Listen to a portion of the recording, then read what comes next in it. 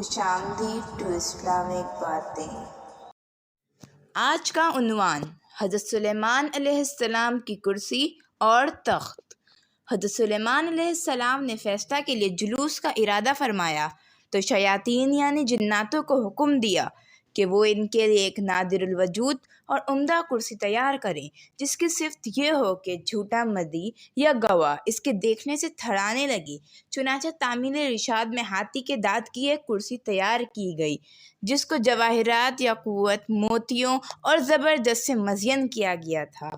اور جواہرات سے انگور کے درخت بنا کر اس کو گھیر دیا تھا، جس میں سونے کے 4 کھجور کے درخت ایسے تھے جن کی شاخیں چاندی کی بنائی گئی تھیں۔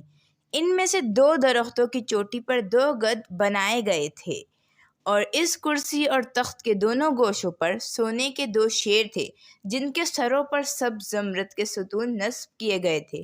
اس طرح شیاطین نے اس تخت کو ایسے سخت پتھر پر رکھا تھا جس کے نیچے سونے کا ایک شیردھا بنا تھا جو اس تخت کو گھماتا تھا۔ چنانچہ جب حضرت سلیمان علیہ السلام اس کے نیچے کے درجے پر چڑھتے تھے تو وہ کرسی اور تخت اپنے اس تمام سامان کے ساتھ جو اس سے متعلق تھا چکی کی طرح گردش میں آ جاتا تھا اور گدھ اور مور اپنے بازو پھیلاتے تھے، نیز شیر اپنے ہاتھ پھیلا کر دموں کو زمین پر مارنے لگتے تھے اور ہر درجہ میں صعود پر یہی کیفیت پیدا ہوتی رہتی تھی، یہاں تک کہ جب حضرت سلیمان علیہ السلام بالائی منزل پر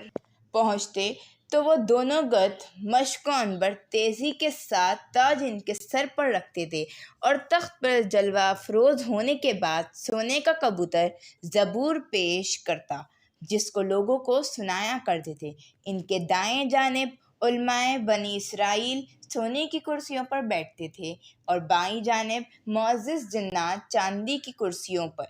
اس طرح حضرت سلیمان علیہ السلام فیصلہ کے لیے جلوس فرماتے تھے اور جب کسی معاملے کی شہادت کے لیے گواہ آتے تو وہ کرسی ماں اپنے سامان کے ساتھ گردش میں آ جاتی تھی اور شیر و گدھ اور طاؤس اپنے مذکورہ کام میں مشغول ہو جاتے تھے۔